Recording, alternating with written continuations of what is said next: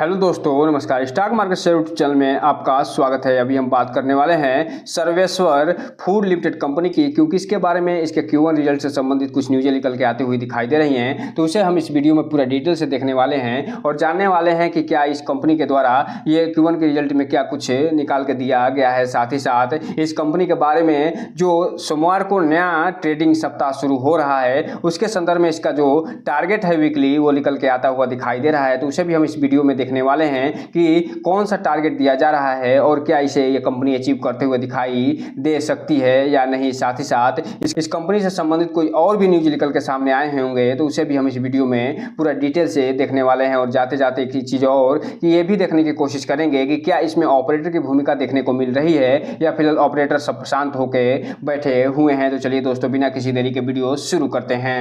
सबसे पहले अगर हम बात करें इसके चार्ट पैटर्न की, तो यहाँ पे आप देख रहे हैं कि जब कंपनी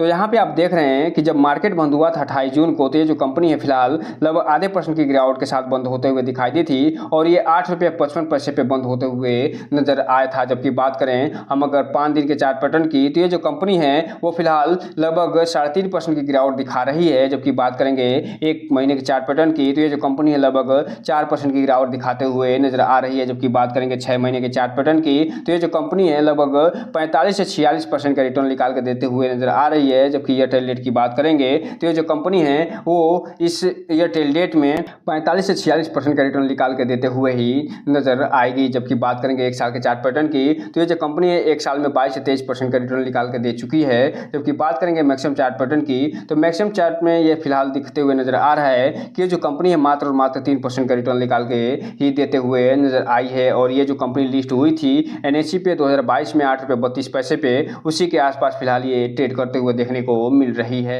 अब हम अगर बात कर लें इसमें जो अनाउंसमेंट या न्यूज निकल के सामने आता हुआ दिखाई दे रहा है उसकी, तो फिलहाल यहाँ पे आप देख रहे हैं 29 तारीख को एक न्यूज निकल के सामने आती हुई दिखाई दे रही है और वो है इसके जो ट्रेडिंग विंडो है उसको फिलहाल क्लोज कर दिया गया है। और ये इसलिए क्लोज करते हुए ये नजर आ रहे हैं क्योंकि इसका जो Q1 का रिजल्ट है उसके फिलहाल तैयारी शुरू हो गई है और जब भी क्वार्टरली रिजल्ट जारी होना होता है उससे पहले ही फिलहाल ट्रेडिंग विंडो रोक दी जाती है ताकि इनसाइडर ट्रेडिंग से संबंधित मामला निकल के ना जाए, कोई इलीगल एक्टिविटीज ना हो जाए जिससे जो रिटेल इन्वेस्टर हैं चाहे वो कोई भी हो, छोटा या बड़ा, उनका हित प्रभावित हो। इसलिए जो भी प्रमोटर होंगे, जो प्रमोटर ग्रुप होगा, इसके अलावा जो कंपनी के कर्मचारी और अधिकारी होंगे उनके लिए फिलहाल ये ट्रेडिंग विंडो तब तक बंद होता हुआ दिखाई देगा जब तक कि Q1 का रिजल्ट निकल के सामने आता हुआ ना दिखाई दे जाए। जैसे ही Q1 का रिजल्ट निकल के सामने आएगा उसके 48 घंटे के बाद ये कंपनी फिलहाल फिर से जो ट्रेडिंग विंडो है उसे ओपन करते हुए देखने को मिलेगी। और ये जो कंपनी है फिलहाल 1 जुलाई से अपना ट्रेडिंग विंडो फिलहाल बंद करते हुए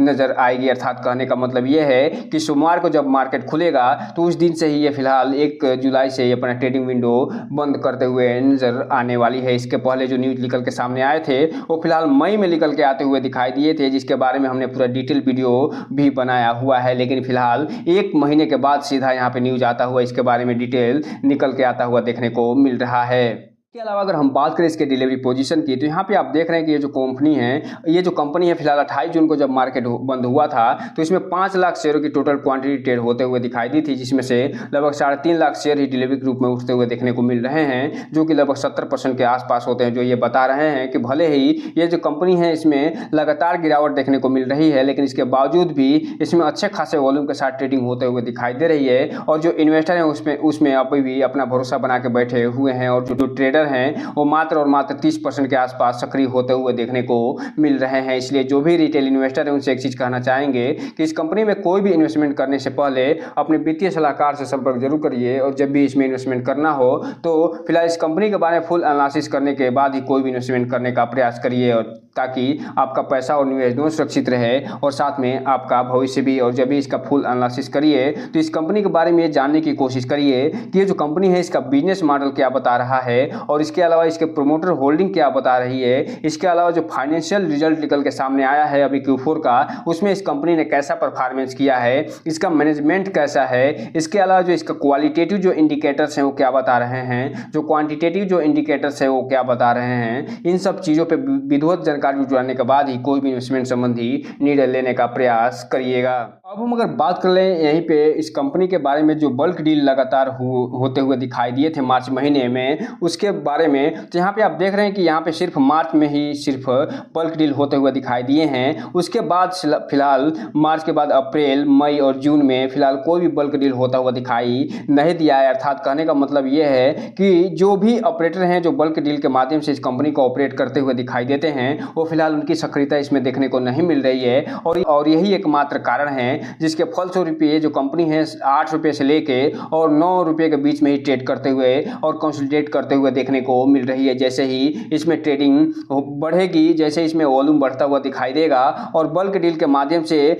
ये जो ऑपरेटर हैं इसे फिलहाल ऑपरेट करते हुए दिखाई देंगे, तो हो सकता है कि इसमें अच्छी खासी गिरावट भी देखने को मिल जाए और इसमें अच्छी खासी तेजी देखने को मिल जाए। और ये तब होता हुआ देखने को मिलेगा जब या तो इस कंपनी के बारे में कुछ बहुत बड़ी न्यूज़ निकल के सामने आ जाए, या फिलहाल इसका जो Q1 का रिजल्ट है वो अच्छा खासा निकल के आता हुआ दिखाई दे जाए। अब ये देखना दिलचस्प रहेगा कि ये जो कंपनी है अब कब पॉजिटिव न्यूज़ निकाल के देती है और इसमें कब ऑपरेटर की सक्रियता देखने को मिलती है, क्योंकि फिलहाल ये जो कंपनी अपने कंसोलिडेटेड फेज में चलते हुए देखने को मिल रही है। बात कर लें इसके वीकली टारगेट की, तो यहाँ पे आप देख रहे हैं कि चूंकि ये कंपनी फिलहाल 8.5 रुपये के आसपास ट्रेडिंग करते हुए देखने को मिल रही है और यहाँ पे ये जो कंपनी है फिलहाल जो भी डाउन टारगेट है उसे अचीव करते हुए देखने को मिल रही है। और इसका जो फर्स्ट ऑफ डाउन टारगेट जो अचीव करते हुए दिखाई दी थी वो 8 रुपये 68 पैसे का ये first of down target achieve करते हुए दिखाई दी थी। और अब जो है सेकेंड ऑफ जो डाउन टारगेट है, सेकेंड डाउन टारगेट है 8 रुपये 55 पैसे का, उसे भी अचीव करते हुए देखने को मिल रही है। और ऐसे ही गिरावट अगर जारी रही और ऐसे ही कंसोलिडेटेड फेज में ये कंपनी चलती रही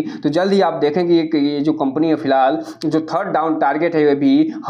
हरे से फिलहाल रेड होता हुआ दिखाई देगा। और ये इसका जो डाउन टारगेट है 8 रुपये 42 पैसे का, उसे भी ये अचीव करते हुए देखने को मिल सकती है। इसके अलावा जो फोर्थ ऑफ डाउन टारगेट है 8 रुपये 21 पैसे का, इसे भी अचीव करते हुए देखने को मिल सकती है। क्योंकि वर्तमान में इस कंपनी से संबंधित कोई भी ऐसी न्यूज अभी अच्छी वाली न्यूज आते हुए देखने को नहीं मिल रही है। चूंकि आप जानते हैं कि ये जो कंपनी है एक गवर्नमेंट के जो इनिशिएटिव चल रही है भारत ब्रांड, उसमें एक जम्मू कश्मीर में अच्छी खासी भागीदारी लेते हुए नजर आई है, लेकिन उसके संदर्भ में फिलहाल अभी कोई भी ऐसी न्यूज निकल के आती हुई नहीं दिखाई दे रही है। अभी हाल ही में जो न्यूज निकल के सामने आई है वो फिलहाल इंटीग्रा एसेंशिया को ये जो सर्वेश्वर फूड लिमिटेड है जो कि इसकी मेन कंपनी होते हुए दिखाई देती है, इसके अलावा जो सर्वेश्वर फूड ओवरसीज लिमिटेड है उसके थ्रू लगभग 21 करोड़ का एक ऑर्डर देते हुए ये नजर आई थी। उसके अलावा इसके बारे में कोई भी अभी हाल ही में न्यूज निकल के आते हुए देखने को नहीं मिली है। और यही कारण है कि ये जो कंपनी है 8 रुपये से लेकर और 9 रुपये के बीच में कंसोलिडेट